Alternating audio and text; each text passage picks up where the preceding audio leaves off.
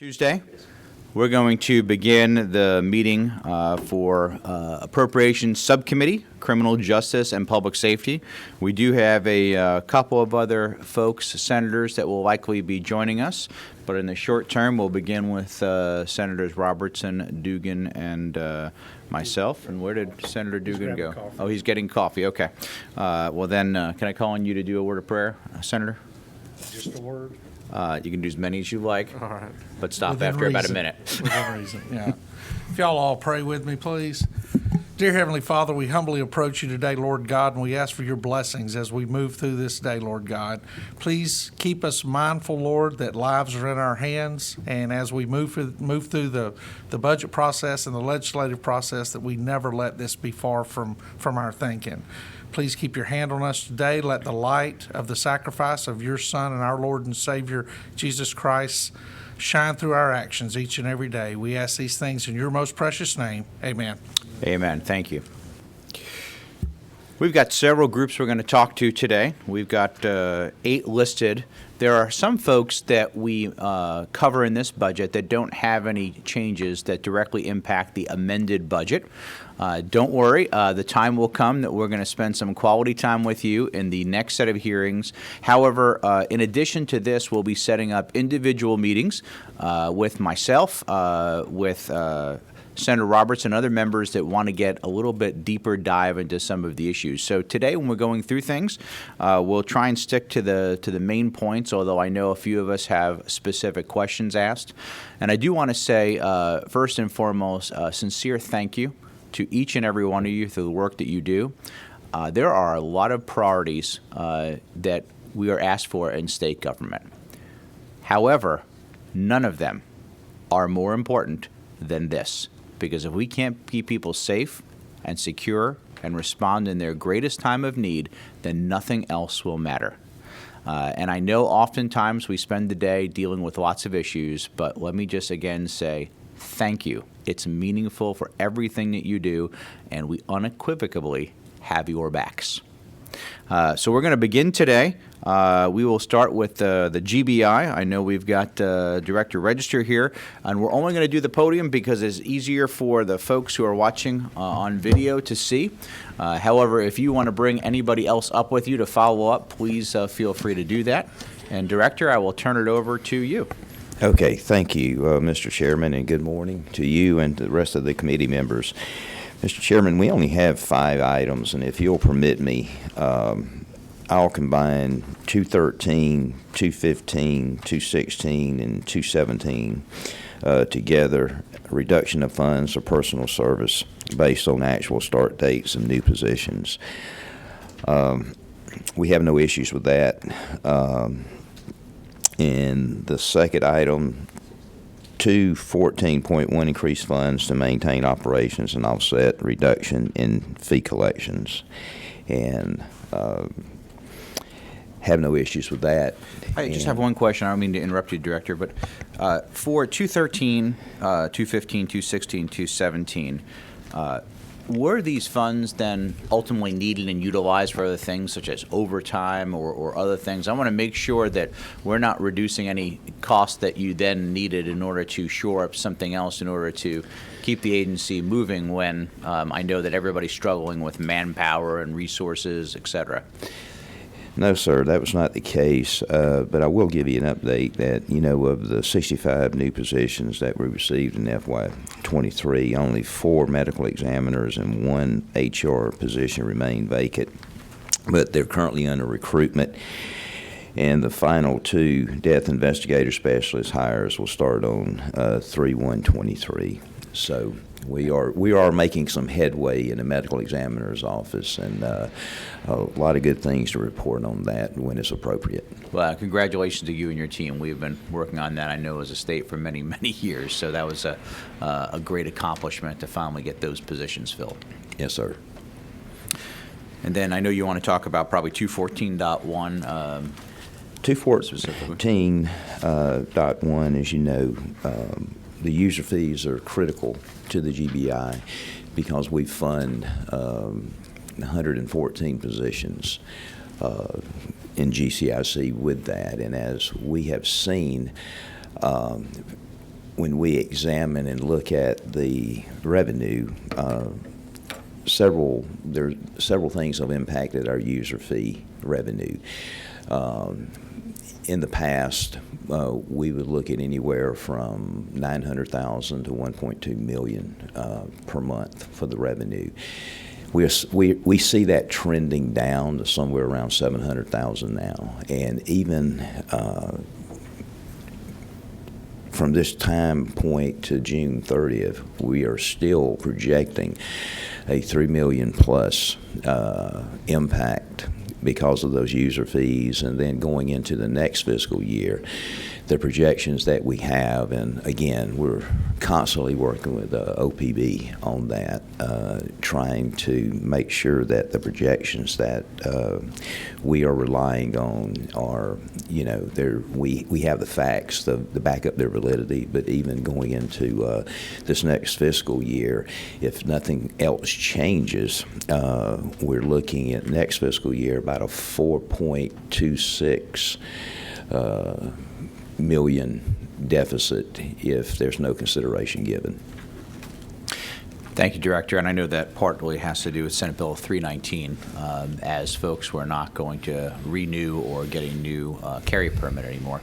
I'll be interested to see in the next couple of years, though, as I have talked to many folks, to understand that if you're going to go out of state, you might still want to get that permit because of reciprocity and things of that nature. So I'll be interested to see in the next 2 or 3 years if that changes one way or the other. I think, and again, I think the newest information that we had this past month, we saw again another reduction of around 53K. So it's still trending downward. Very good. Questions from the committee members for Director Register? Well, you did so good. You started off right with no questions, Director. Thank you so much again for everything you and the team do. Well, I appreciate that. Thank you for what you do, and have a great day. Thank you. Okay, next up, we'll bring up Department of Public Safety, Colonel. And thank you for getting me information late last night. I know you all were working to the wee hours. Well, we have a very, very efficient and dedicated Chief Financial Officer. I agree. And she works for the Department of Public Safety, not the Department of Corrections.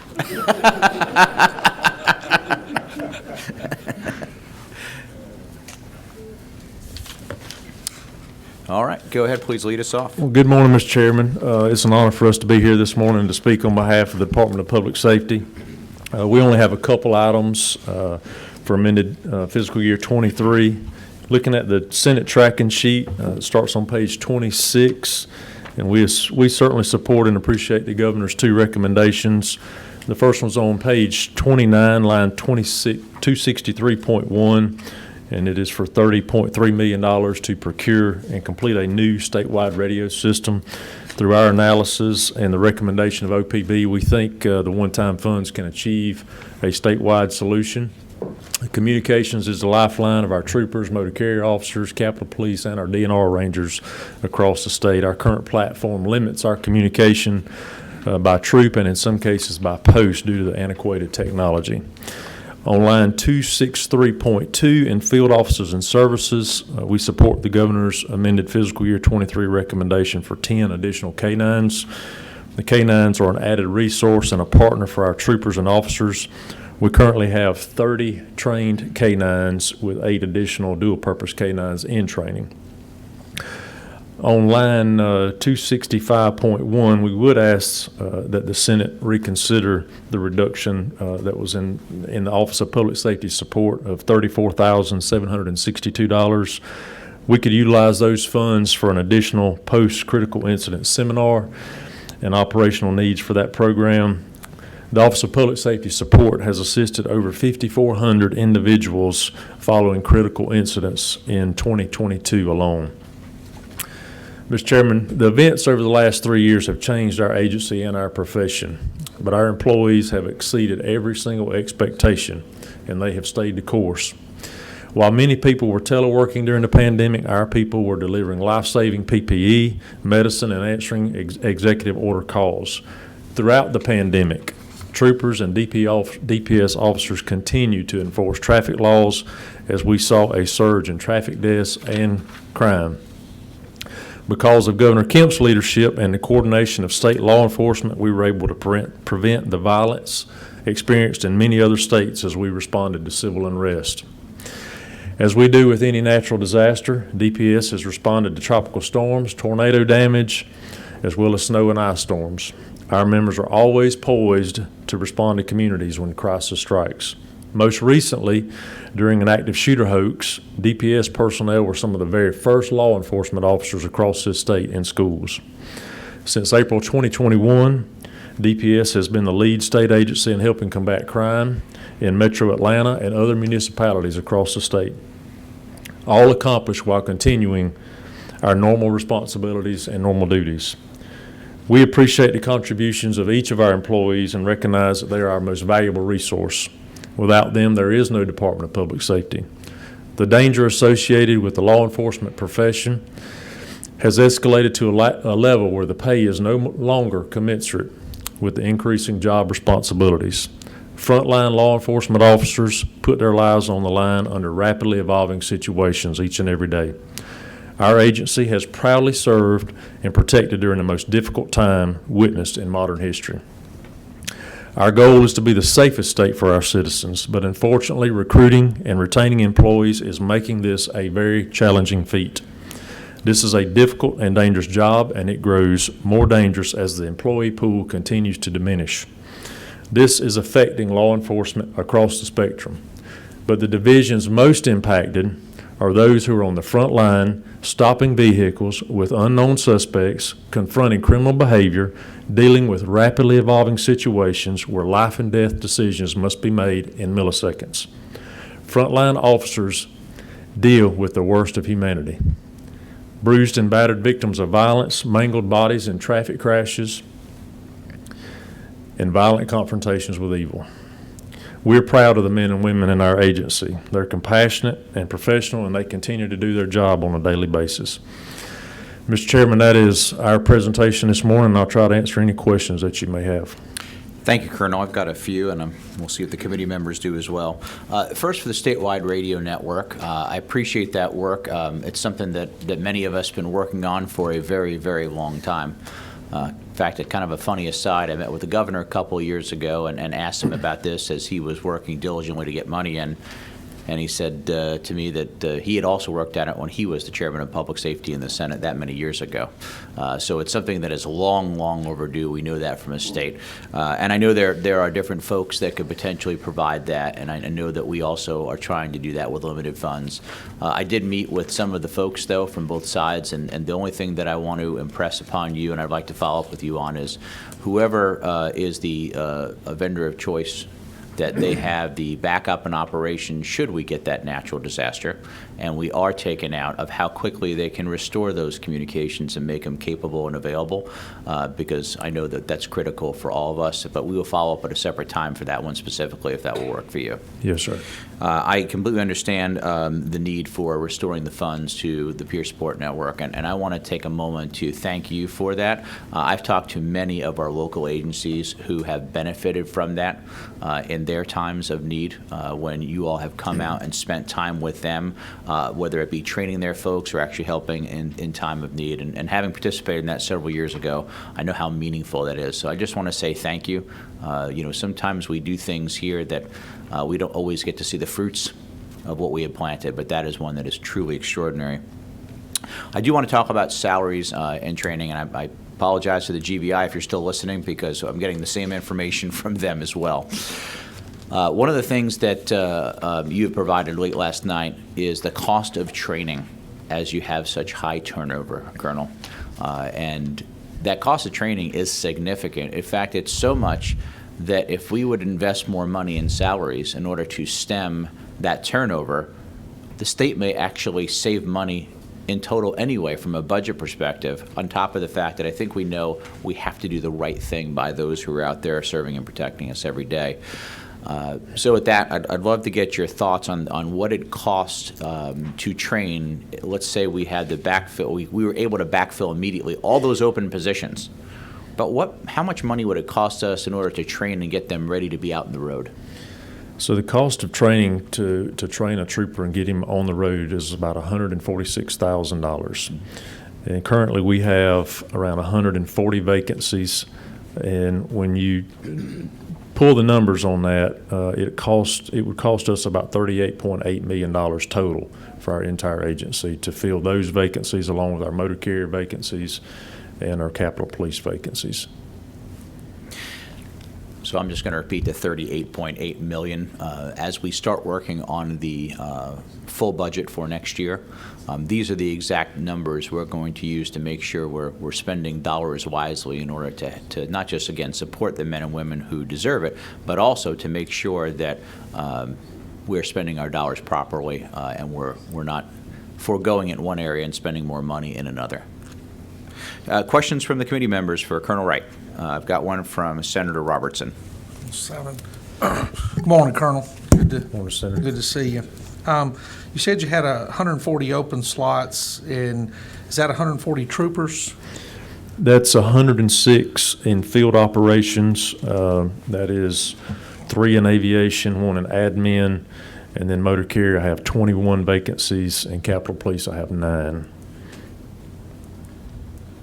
All right, and that's vacancies that we're budgeted for. That's not what we can those are certainly funded use. open slots. Yes, sir. Is what those would be. Yes, sir. Where does and I appreciate the starting salary and the cost of training and everything. How do you weight the retirement benefits when it comes to troopers and others within Department of Public Safety staying on the job? I know we tend to focus a lot on starting salaries and raises to those already on the job, but I know we have transitioned from a defined benefit plan through years past to a transportable 401k type plan. What impact do you think that has on retention? It has had a tremendous impact. What we have seen is exactly what you just said, is it is transportable. It is a portable system. We see people come to us, they may spend 4 or 5 years, and everything that they invest into that 401k program, they're able to take it with them and go somewhere else. It does not anchor them in this agency. We have seen that time and time again when we talk to our employees. It is one of the issues that the younger people are looking at when they're looking at employment and staying with an agency. They want a defined benefit plan to anchor them here, and that's what we want. Back when and I always use Colonel Hitchens as a reference because he's the one that people most know up here. There was a 90% retirement, and they would have thousands of applicants for those trooper schools. And they were able to select the highest quality people for those positions. And they would stay here and make a full career because they knew they were going to have a good nest egg at the end of their career. So the salary may not have been the best in the world at that time, but there was a very positive end to their career because they knew they were going to have a very good nest egg, and that is what we're missing now. This portable 401k system is allowing people to leave us and go to a higher paying job, go into the private sector. Wherever they go, they can take that 401k system. It does not anchor employees. Yes, sir. Thank you, Colonel. Thank you. Any other questions? Colonel, any final comments? No, sir, I don't think so. We appreciate y'all's time and consideration, and we always appreciate the support, obviously. Thank you. We appreciate you and your team. All right, next up, we'll have Gypstick, Director Wigginton. Sometimes it's called Wigington, but that's not accurate.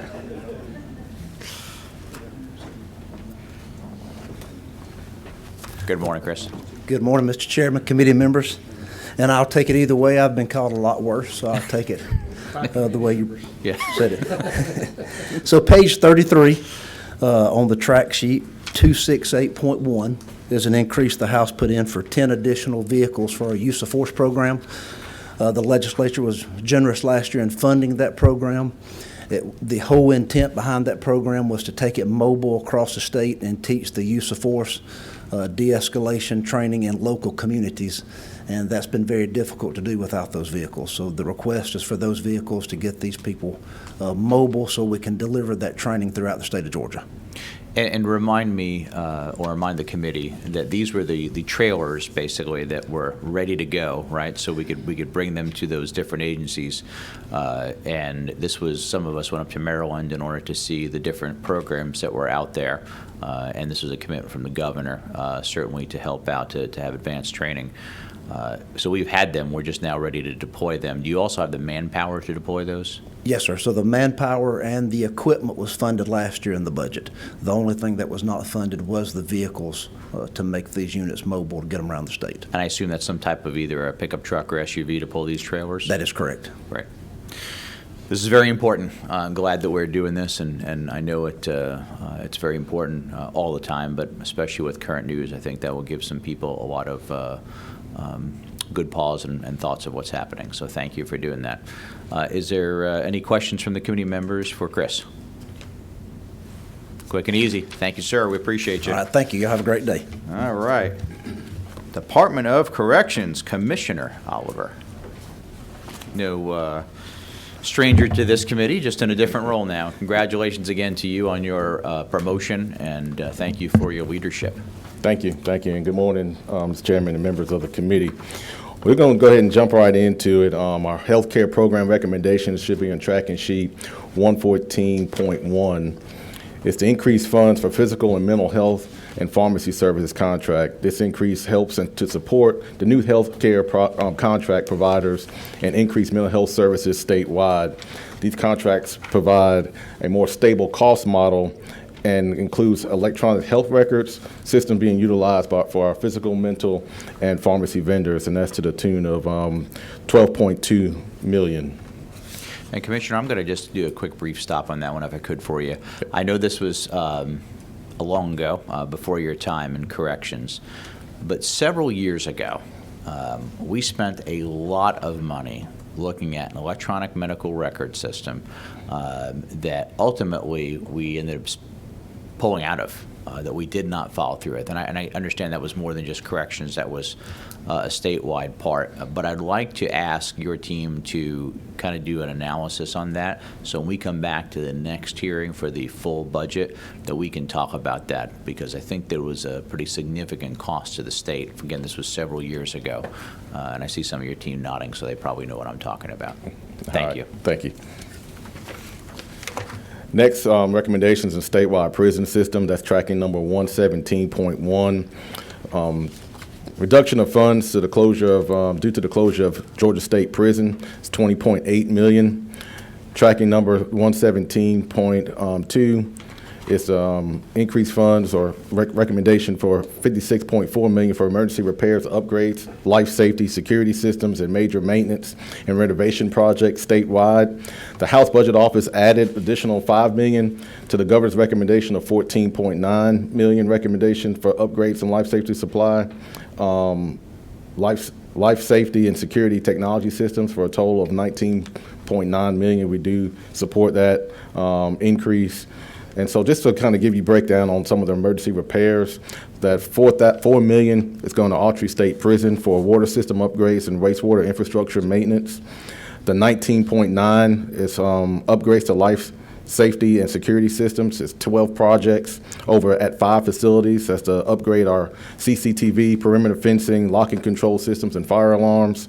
And the $32.4 million is major maintenance and renovations at 22 projects across 16 facilities for boiler replacements, lift station upgrades, portable water and filtration systems, and dish room renovations. Tracking number 117.3 is increased funds to fully implement the $5,000 cost of living adjustment that was provided in House Bill 911 in the 22 session.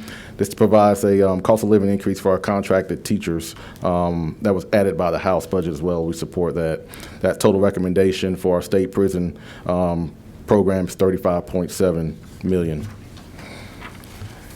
So the total amended recommendation for fiscal year 23 budget is $48,025,797, and I'll entertain any questions that you guys may have.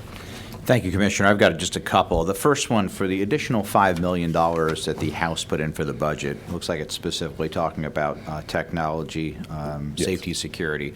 Can you give me a little better understanding, breakdown for that $5 million additional request? So, and Alan, if you correct me if I'm wrong, we have our team here, but that's going to go for our technology system. So it's for our additional cell phone or LPR systems and drone detection.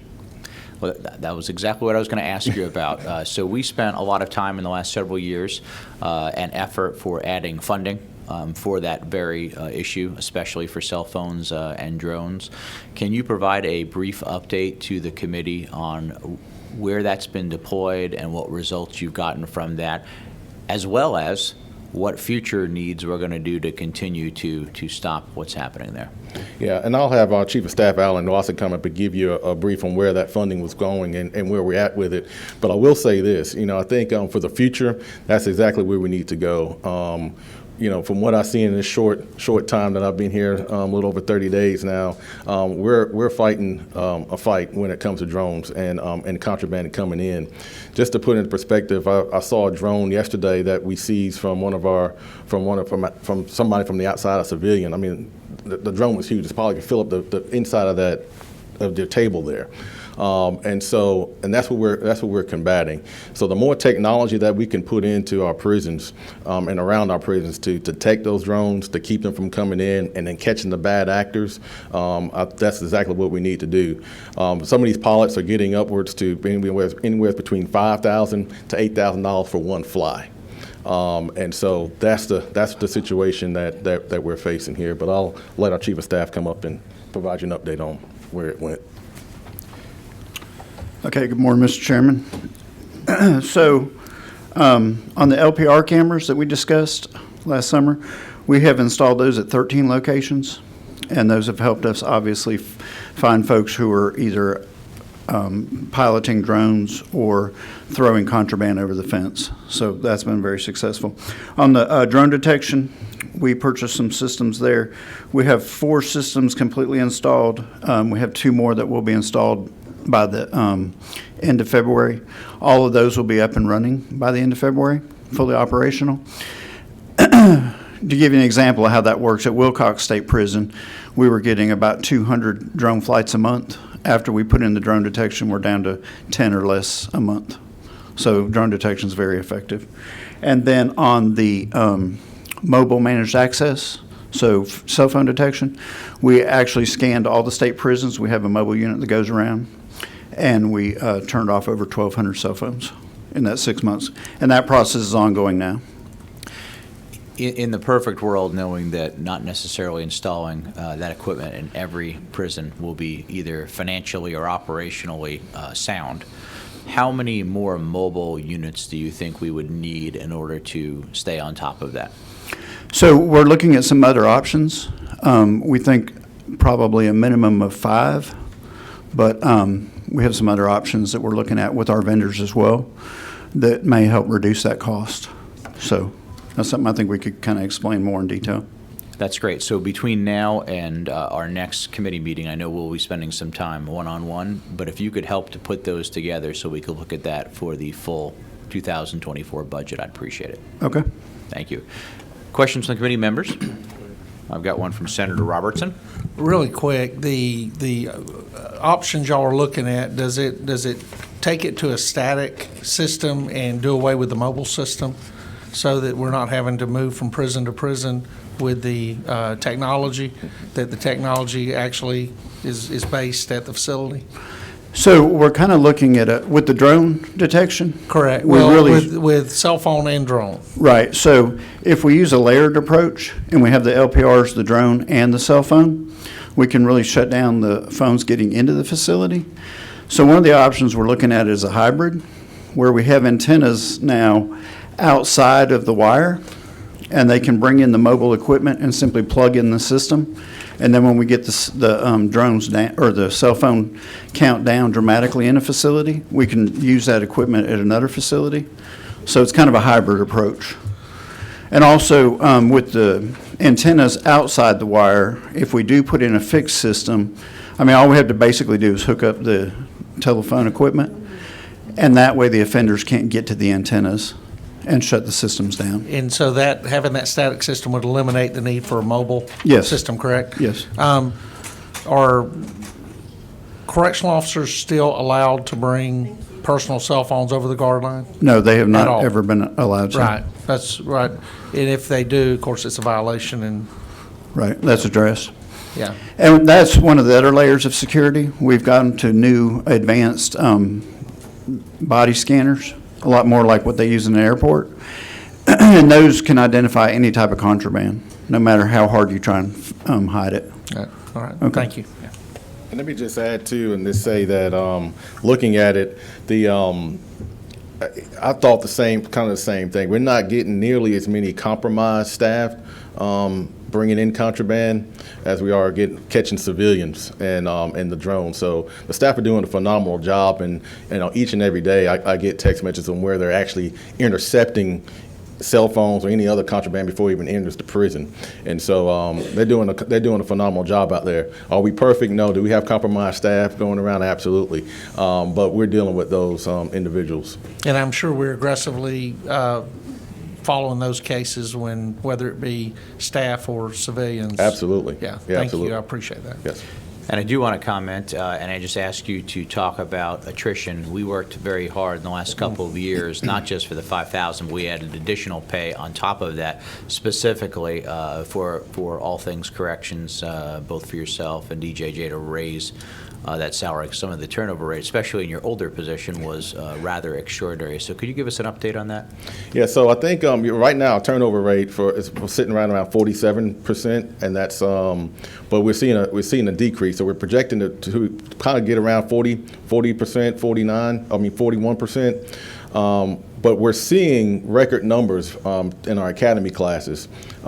Almost like pre-pandemic. I say record, but pre-pandemic numbers, and we're not losing as many COs as we were losing previously. So we're netting over month. I think we just graduated about 150 COs this last class. We're slated to have almost close to 200 start in the next class, and so we haven't seen 200 since before the pandemic. And so like to say that the raise that was given to us is helping, along with our recruitment efforts and also our retention efforts. I think the wardens and people out there on the ground are doing a good job of supporting the staff and making sure that they're staying. Very good. Any other questions from the committee members? Thank you, Commissioner. Appreciate you and all Thank of you. your teamwork. All right. All right, Senator, you want to do a little backup so we can close that door? All right. While we're doing that.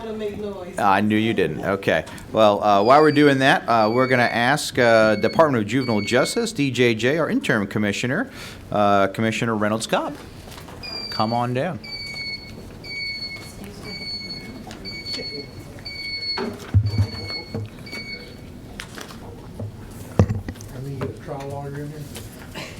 Guess there's an accident. Okay, perfect. Sorry about that. Commissioner, welcome. Thank you. Please begin. Thank you. Well, thanks, Mr. Chairman and members of the committee. Although we have no requests in the FY23 amended budget, I would just like to use my time to briefly give you all a few updates of what's going on at DJJ. I want to start with the topic of mental health, because half of our daily population is on a mental health caseload. Many of the youth on the mental health caseload, they present with disruptive disorders, depressive disorders, and neurodevelopmental disorders. During FY22, we had 65 youth that due to mental health needs or other complex needs, they needed a residential placement, but we were unable to place them, so we served them in our DJJ facilities. Our youth are often denied mental health bed placements because, as you probably know, many of the providers are also experiencing staffing shortages. Also, many of the providers don't want to accept justice-involved youth. However, we believe that youth can be placed, if they can be placed in an appropriate placement to meet their mental health needs, this will help them be more receptive to the rehabilitative programs to address their delinquent behavior and may lead to more positive outcomes. On a positive note, during FY22, we had 44 youth to graduate with their high school diplomas, and we had 36 to graduate with their GED diplomas from Georgia Preparatory Academy, which is the DJJ school, as we are the 181st school district. Recruitment and retention. In FY22, we had a 95% turnover rate for our JCO 1s and 2s, and a 73% turnover rate for our entire JCO series, which is JCO 1s through our captain's positions, and a vacancy rate of 38% for this entire job class. Also, during that same time period, we experienced a 43% turnover rate with our food service job class and a 25% vacancy rate. We also realized around a 28% turnover rate in our juvenile probation and parole job class. During calendar year 2022, we conducted over 98 job fairs, and we continue to increase our social media presence as a way of recruiting. And so often I think the question is, do we have a recruitment or a retention issue? And I would argue we have a little of both. So what we saw with all of our efforts in 2022 is that we were able to recruit bodies. So we got JCOs, we got juvenile probation and parole officers. We also got plenty of food service workers. But now what we realize with those efforts, we have to establish the right combination of skill set and character traits for those positions to hire staff that are a good fit for our environment and to work with our youth. This will help us with the retention issues for those job classes. But I also want to mention the behavioral health staff, because what we're realizing right now is that there's a vacancy rate of 35%. So we're looking at creative ways to recruit for the behavioral health staff, and we're self-funding salary increases for those positions. Although we continue to face these challenges, we're committed to making DJJ one of the best places to work. And I know that you all are obviously very familiar with my predecessor, and you know all of the good work that Commissioner Oliver did when he was here with us. But some of the things that we're hearing from our staff is that there are safety concerns and salary concerns. And with the increases that we saw with the $5,000 pay increases to all state employees and the $2,000 pay increases to teachers, obviously that's helping us some. With the safety issues, we brought in body scanners in 9 of our facilities to help safeguard against contraband coming in during the intake process. We're also moving from a Guard 1 system that right now it tells us when a youth, it scans when a youth is entering in and out or his or her cell. What the new system will do is tell us about movement throughout. So anytime a youth is entering in and out or of any room in the facility, we will be able to monitor. Now, we already have CCTV, so this is just an extra layer of security. We're also increasing training and providing additional equipment for our juvenile probation officers. So I just want to say, though, we have some very hardworking men and women at DJJ. This is especially true given that the work that they do is as rewarding as it is challenging. Nevertheless, we remain committed every day to ensuring that we're doing our very best to rehabilitate our youth. And we thank you all for the continued support to help us in carrying out our mission. Thank you. Commissioner, excellent job, and thank you for what you are doing. I always mention this, and I think it's important for our committee to understand, is your folks more than anyone else sometimes are dealing, even though they're youth. Some of our very, very violent and challenging offenders, but you don't have the same protections we do in a traditional setting in the Department of Corrections. That's so we correct. know that they are oftentimes in precarious situations, and we appreciate what they're doing. And I know the turnover rate has been extraordinary. Yes. In fact, I remember just 2 or 3 years ago, the turnover rate was 99%. We turned the Yes. entire department over every single year.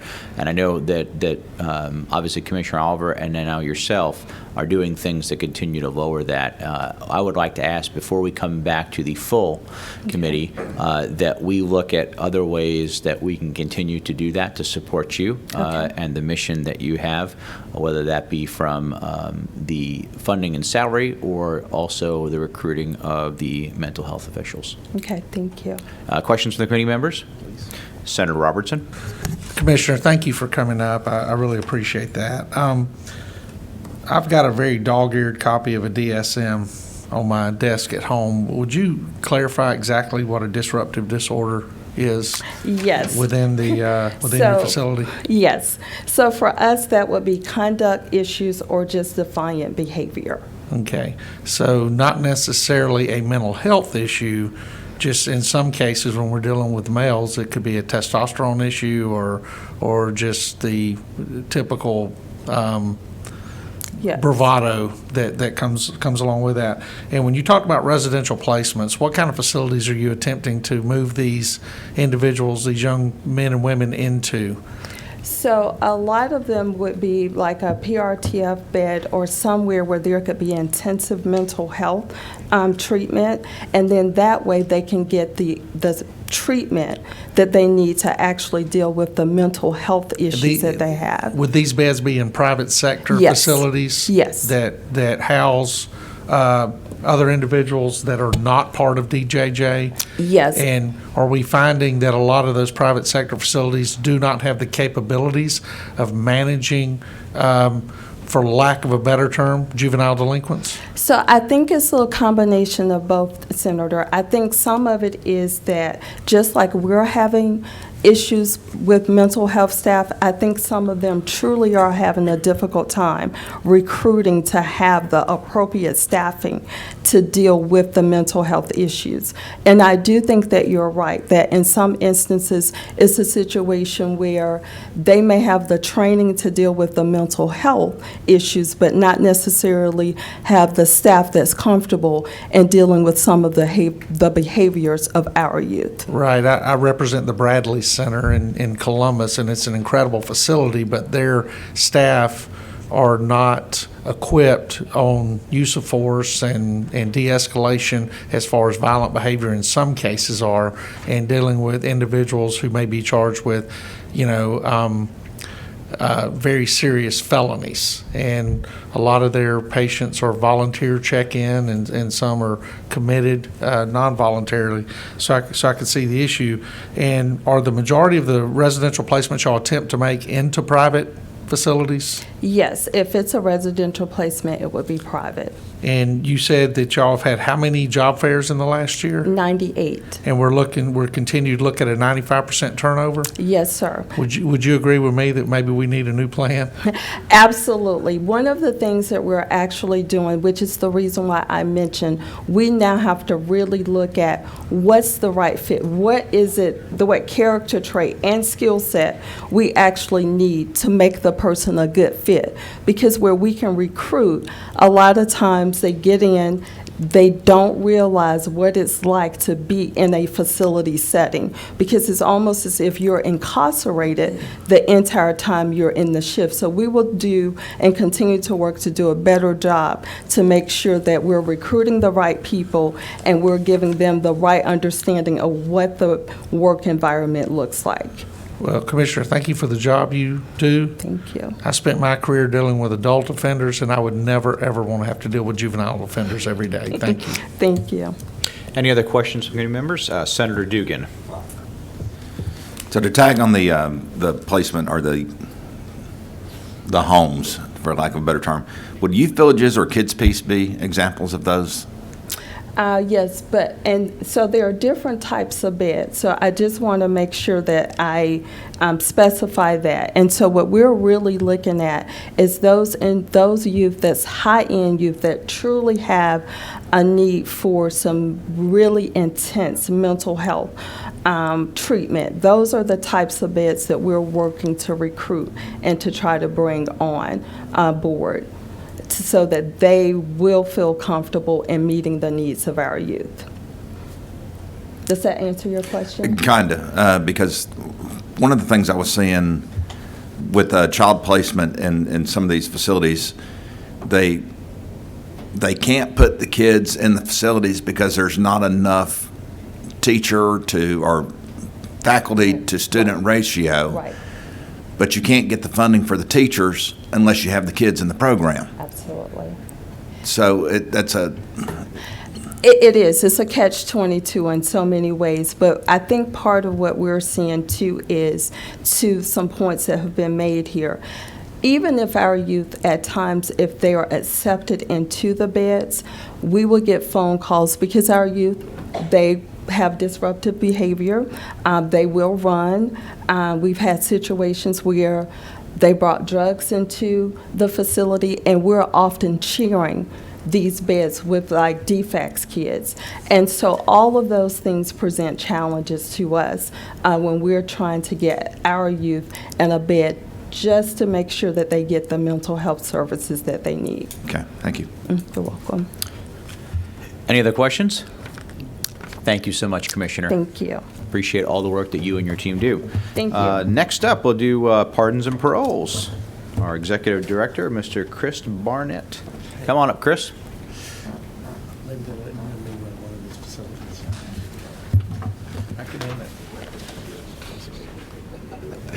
Chris, thank you for joining us today. Good morning, Chairman and distinguished committee members. Thank you. It's an honor to be here and represent the State Board of Pardons and Paroles, and I'll follow the Department of Juvenile Justice to say our tracking sheet begins on page 24, and we have no changes and no requests. So thank you. Have a good morning. No, I would like to take this opportunity and use the limited amount of time that I have to say something that we don't typically get the chance to do, and that is to say thank you. Thank you for all of your support through the years, and specifically during this last budget cycle, where you approved and supported an appropriations for an update to our guidelines rating system. That guidelines rating system is a scientific, data-driven system that helps the board provide recommendations to the board for a release consideration. And so we're in the midst of that project, and it is going to bring in the latest scientific techniques. We're going to look at statutory changes, sentencing structures across the state, as well as current community views.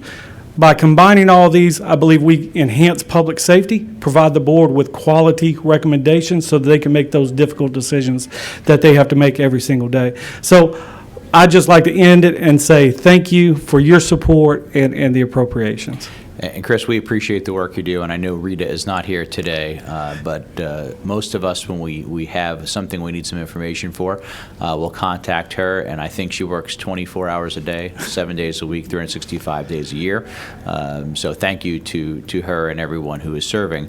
I do have one question for you. I'm glad you came today to present to us, and it really involves technology and how we're using that, current analytics, predictive analytics, and even looking future at artificial intelligence to be able to comb through all the massive amount of data that we have in order to then do what you just talked about, to make sure that we're making the right recommendations and certainly giving the maximum amount of information data to those who sit on the parole board to make those proper decisions. Yes, sir. Our guideline system is built not only on the information that the Georgia State Board of Pardons and Paroles has, but we also reach into the Department of Community Supervision as well as the Department of Corrections and all the data they have on all of these individuals. We also deploy 42 field investigators and 11 criminal investigators across the state to gather even more data to feed into that system. And our technology does go and grab those statistically significant factors that would lead to the board knowing how high of a risk or low risk an individual is back in the community, and who we can parole and provide that great opportunity for success in the community. Very good. Thank you. We appreciate it. Questions from the committee members? Seeing none, thank you so much. We appreciate the great work you do. Thank you. All right, CJCC, Director Neal. I still want to call you representative half the time that you're up here, though. No stranger to this building. Jay, how long have you been over in CJCC now? It's hard to believe, but I've been at CJCC now for about 7 years. Wow, time flies. It sure does. Seems like just yesterday I was still in the House. So thank you, Mr. Chairman, members of the committee, for the opportunity to come before you this morning. It's always an honor to come back and get a little taste of the legislative side again. Typically it's in the budget process, but occasionally it's with legislation as well, and it's always a joy to be with you. There are 4 changes to our budget that were added by the House. 218.1 is an add of $404,000 to fully implement the $5,000 cost of living raise that we received last year. We only received appropriations for our state appropriated funds.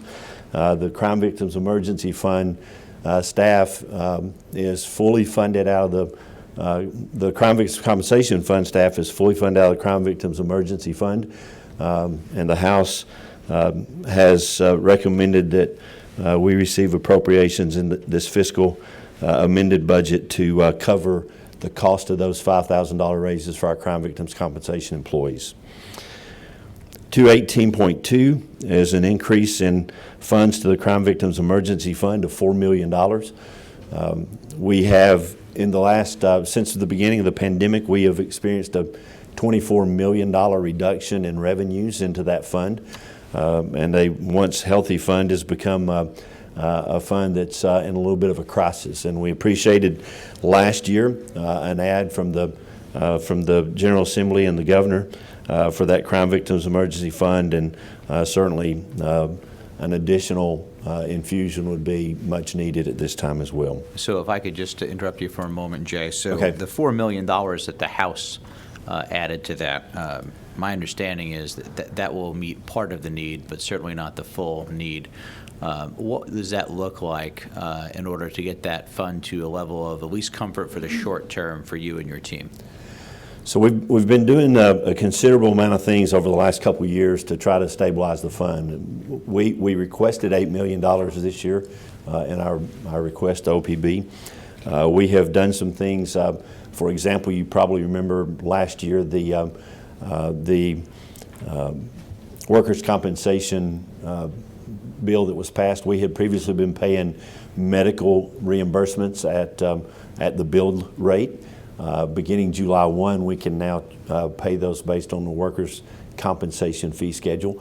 That will save us probably $1.5 million or so a year. However, we are just now beginning to see some initial claims coming in. That only takes effect for those crimes that happened after July the 1st. A lot of what we're paying now is still from crimes that happened prior to July the 1st. The $404,000 is a big help as well, because actually we've had 2 years now with that $5,000 raise where additional money came out of our Crime Victims Emergency Fund.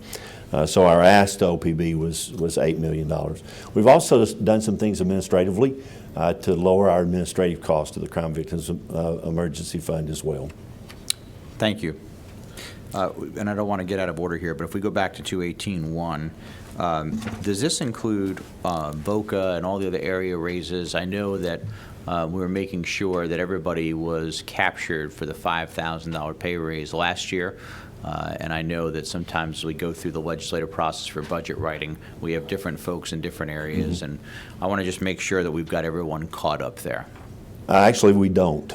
This covers our Crime Victims Compensation employees, and in At CJCC, we have a number of people that work across all of our programs. For example, our administration. There's and especially when you're looking into our finance, our budget. 60% of our workload comes from crime victims comp. So you've got partial FTEs spread throughout our administration. The remainder of our staff that was not funded by state appropriations come from our grant programs. It would take, in order to fully fund that $5,000 for those employees, would take about $487,450 additional dollars, $487,450 additional dollars to make sure that all of our employees were fully funded on the $5,000 raise. As a follow-up to this, if we could work with your team, make sure that Sonny here, next to me who's our budget analyst from the Senate Budget Office, can get that specific information as well as for 218-2. We'll be working in order to achieve the $8 million one we talked about. I think our CFO sent him an email earlier this morning Well, with that information. you're ahead of us as usual. So, all right, continue going, please. Thank you. The next ad from the House was 220.1 to increase funds to upgrade security at domestic violence shelters. That's an ad of $2.4 million. We have seen increased risk in our domestic violence shelters over the last couple of years especially. Many of our domestic violence shelters have been in the same place for an extended period of time, and while they try to maintain some confidentiality and anonymity and do everything they can to prevent the public disclosure of their locations, in time that's hard to protect against. We've had several instances in the last year where a perpetrator has attacked or attempted to attack one of our domestic violence shelters. We've had backing a pickup truck, trying to back a pickup truck through the gate, trying to climb a gate. One individual that was trying to climb a gate, and they called. Sheriff's Department picked him up shortly after he left the center, and he had a gun in his car. So there's some considerable threats that they're facing. We believe that that's only going to increase as more and more gang activity, which, as you know, gang activity a lot of times leads to human trafficking. In the last year, our domestic violence shelters served 66 victims of human trafficking. When you start introducing that element in, it increases the risk as well. So we would like to see our domestic violence shelters be able to do some security assessments, increase their security systems, some training for staff, maybe better lighting, bulletproof windows, a lot of different options that our domestic violence shelters would like to pursue, and that's where the ad from the House comes on 220.1. And you and I having conversations prior, we also need to update that language for sexual assault centers as well. Is that correct? I think that's correct. The majority of this will probably go toward domestic violence shelters, but certainly it would be good if that was available for our sexual assault centers as well. And Jay, if we added the sexual assault centers, which obviously are very important, then the funds that the House put in, will that cover both of those needs? We think it will, especially given that it has to be expended by June 30th. We believe that it would be an appropriate amount. Good, thank you. 220.2, increased funds for one-time funding for domestic violence shelters to offset loss of federal funds of $2 million. That too should be sexual assault centers as well as domestic violence shelters to allow those funds to be used for our sexual assault centers as well. Great. So just I'm looking over at Sonny here. Sonny, just want to make sure that for 220.1 and 220.2, we add the language for that to include the sexual assault centers. Thank you. Thank you. Anything else, Jay? Those are the ads from the House. Questions from the committee members? I've got one from Senator Robertson. Thank you, Jay. I appreciate you coming in. Where does the funding for the Crime Victims Emergency Fund come from? About 80% of the funding comes from probation fees. There are a number of small revenue streams, DUI fines, interest on the money that's in the account, which has dropped considerably as the balance has dropped. We do receive some restitution funds, not a great deal there, but 80% of it is from the $9 probation fee. All right, and the upgrades on this, who does the threat assessments for all of these domestic centers and sexual assault centers? That would be something that would be contracted out. Because I think the Georgia Department of Homeland Security, I know they have do developed school all the safety. threat assessment plans for school safety. And so there may be some opportunities where one state agency can step over and assist another, so. We have good relationships with GMA. We partner with them on a number of things and certainly could have those conversations. Well, I think there's a way to harden those places without losing the safety and security that the victims feel when they're there, and not make them feel like they're in a prison. Absolutely. So, yes, sir. Thank you. Thank you.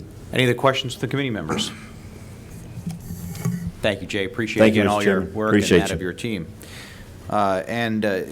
This is last but not least, we've got Director Stallings here from GMA and Homeland Security. While he's coming up, to let you know, inadvertently, we did not have firefighter standard training here today, and we needed to. They had two main items to let everyone know, which is replacing some vehicles as well as some security updates.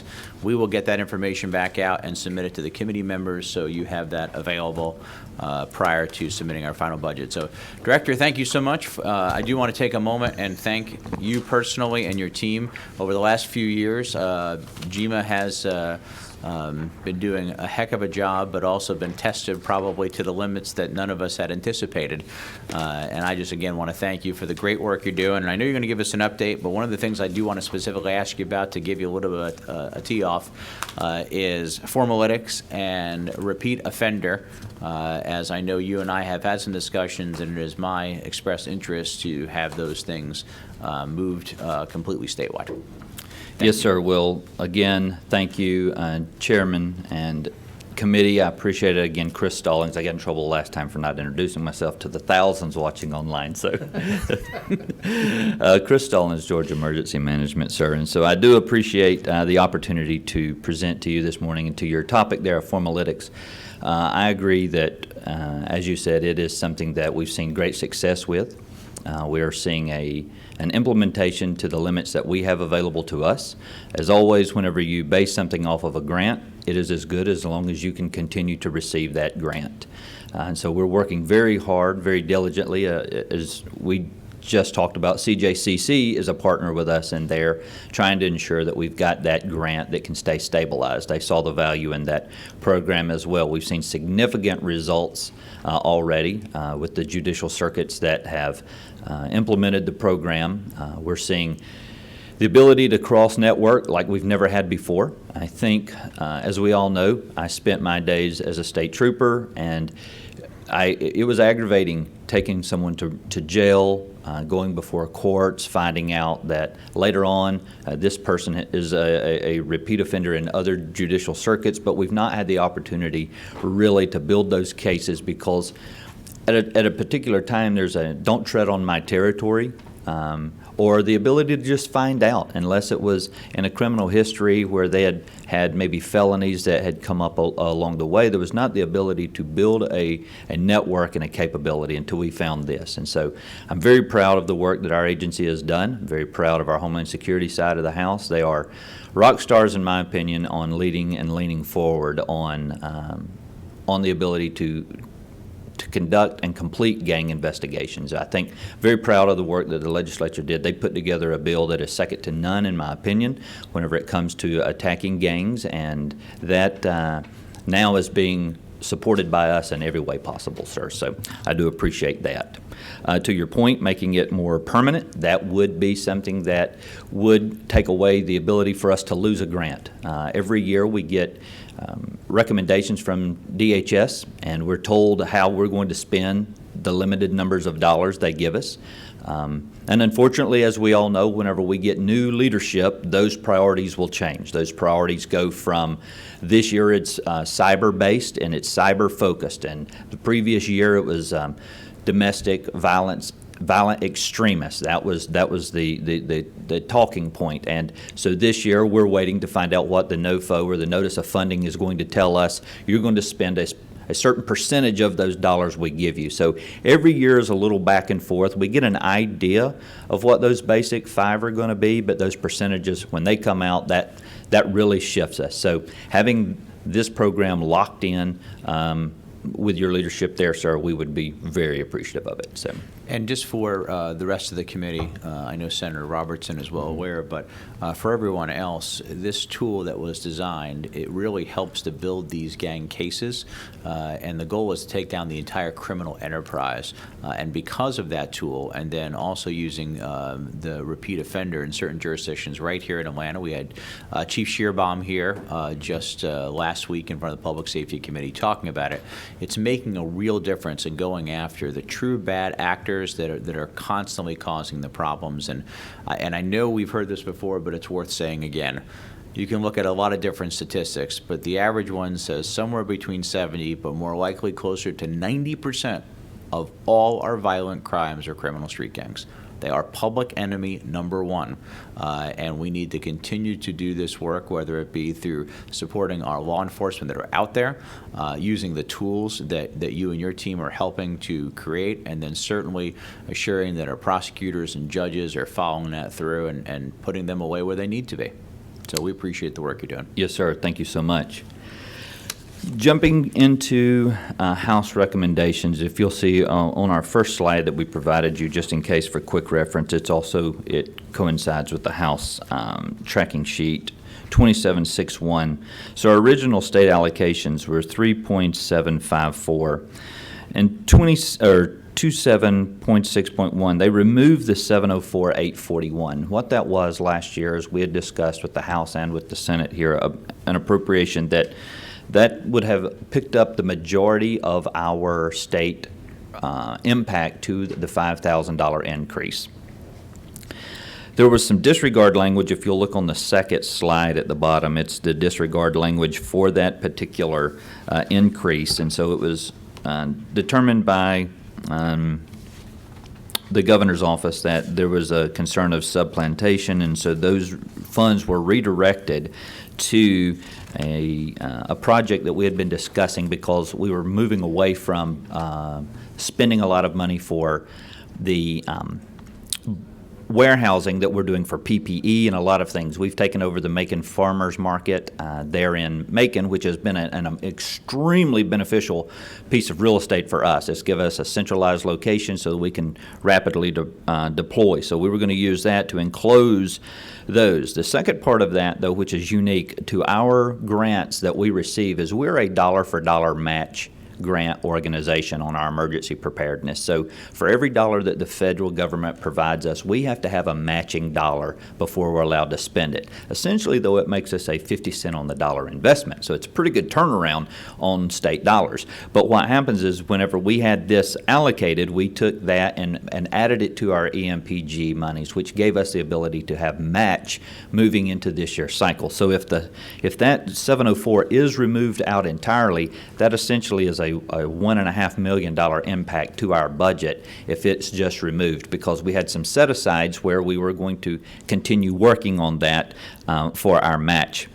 They did go back and add $176,000 and put that as monies that we can spend toward our budget increase of the $5,000 per state employee. Now, I know this committee hears from a lot of folks, and you have a lot of budgets that you think about. But if you look at the very first page, besides the title slide, you'll see at the bottom of there where we've listed some of our federal funding streams: a public assistance grant, emergency management grant, homeland security grant, hazard mitigation, to go forth. The unique thing about our agency, unlike some of our other federally funded partners, is these, if you will, to break it down in terms Chris Stallings can understand, these are essentially grain silos. And these silos fill with these particular dollars. They can only be spent on folks who work in that silo. We cannot cross-contaminate those dollars in any way. There's only one grant that really gives us flexibility, and that's the Emergency Management Preparedness Grant, or the EMPG grant.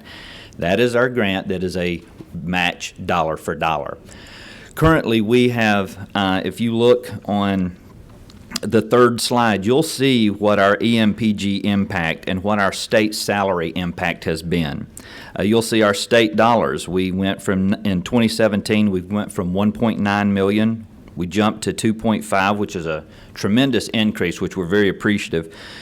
In 19, we got to 2.8, which was even better. That gave us the ability to have some flexibility. We had some movement there. We had the ability to do some work. But in 2020, we saw a 14% reduction, and that's something that all state agencies saw. We understood that. But when that 14% reduction hit us, it took out our ability to match. It dropped us back to 2.1. And as you've seen, we have slowly begun building back to where we're almost back to 2018 numbers. I know a lot of state agencies saw the turnaround in other ways, but we've not gotten back to 2018 numbers from the state. I think for what we do as an agency, I think our greatest success is that y'all have not given us a problem that our agency has not been able to in some way, shape, form, or fashion solve. We engaged in COVID like many other agencies did, but I thought our agency took a very front-facing leadership role in the COVID response, working in all aspects of government. And so we've picked up a lot of new projects because of that. If you go to the next page, it talks about some of that stuff. So the new building down at the Georgia Public Safety Training Center was built as a secondary hospital location. We can house up to, 40 beds permanently in there for hospitals should we need to stand up an additional shelter. Well, now that COVID response has dropped and we no longer need that, we've got a multi-million-dollar facility down there that is still requiring us to operate. Now that ARPA funding and the COVID dollars have gone away, we're still obligated to take care of those. So that's roughly $40,000 a year that we've hit. The farmers market, that is an extremely vital role to us, is $50,000 a year. Through the COVID response, operating a lot of our mass vaccination sites and things of that nature, we wound up with 16 generators that cost us on average of $66,000 a year to maintain, locate, and deploy. These are not things that we're keeping in-house. During winter weather events, the number of hospitals, the number of nursing homes, senior living facilities that have lost power, that we've been able to deploy these generators and immediately get them back up and running. That's from this. The COVID trailers, whenever we first started over at Hard Labor Creek State Park, we had to purchase campers because we ran out of facilities. We have 13 of those. They're ours now to continue to operate, and these COVID dollars have gone away. So when we ask you about, we've not seen an increase on funding, we have seen an increase on outgoings. The problem is that we can only hold so much of our EMPG grant. If you look at the EMPG grant, we've received a lot more than we're able to keep. Why? We have to have match. So we pass that through to our locals.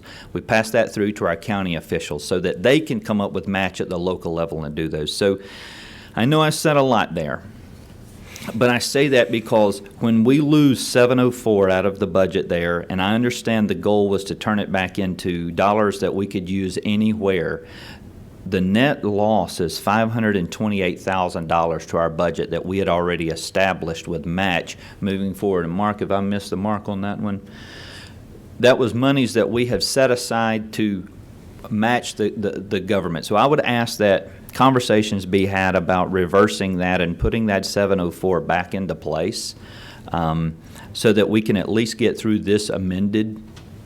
And then we need to have discussions, obviously, moving forward into 24 about some set-aside specifically to this. There's only so much we can do.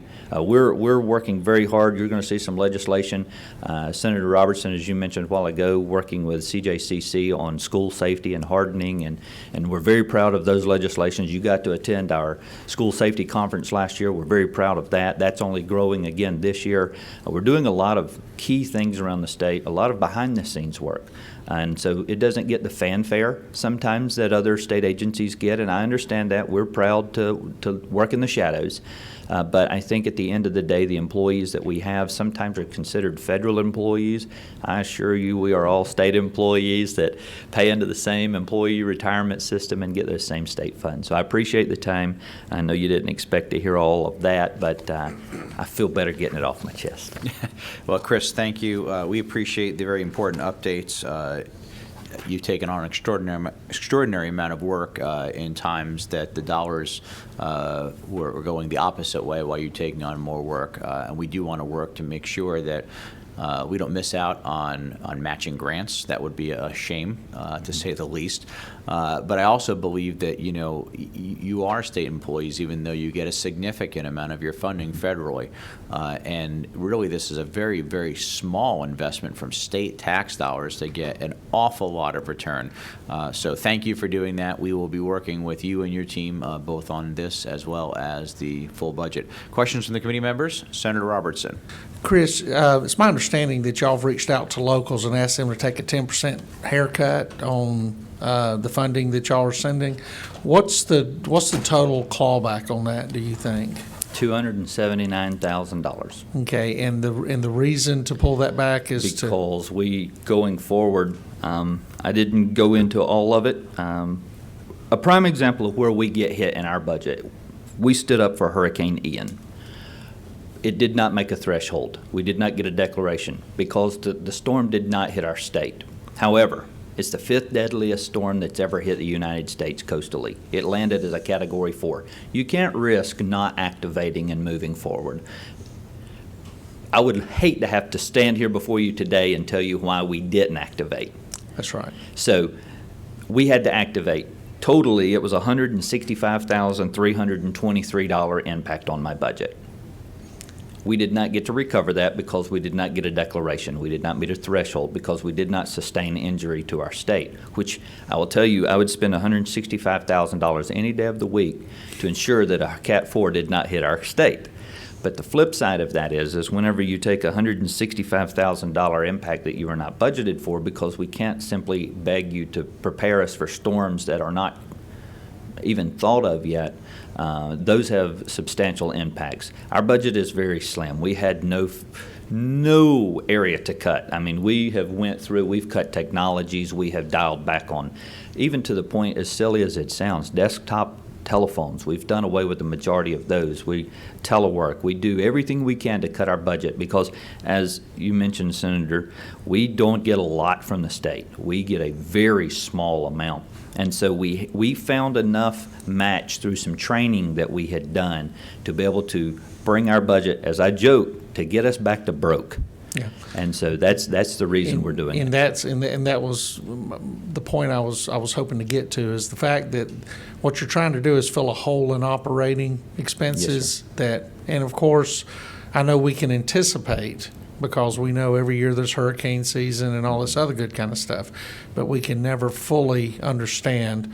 The time we stand down is the time that we get in trouble, and I think we remember that.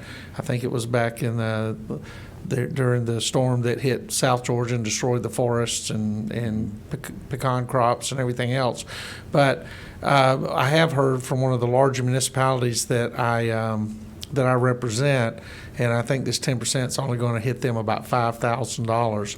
And so this 10% is across the board. Is that correct? Yes, sir. Okay. What we found was that equitably, it was more fair to do a percentage. If we take 10%, you feel it the most. The largest counties will lose $5,000. The smallest counties is $745 roughly. And so it doesn't seem like a whole lot, but when you're I don't want to beat on them, but they're one that comes to mind, Jeff Davis, $745. That's probably all that some of our emergency managers get on the volunteer basis. It covers per diems or training or things of that nature. So it is a difficult hit. And to your point, it's only bringing us back $279,000. But for us, it moves us from our budget being in the red, getting us back to broke. Well, I appreciate that. Thank you. Yes, sir. Thank you. Thank you, Chris. We appreciate, again, all the great work that you have done, and we hope you're less busy because there are less things that are causing you to be so. At this time, I want to thank everyone who participated today. I know some people who are listening online. I want to say to the committee members, if you have any specific things that you want to see either adjusted, amended, or added to the budget, please come see myself and Sunny so we can do that, and we'll get an updated sheet out to you before we present it to our esteemed Chairman of Appropriations, Senator Tillery. So thank you so much. This meeting is hereby adjourned.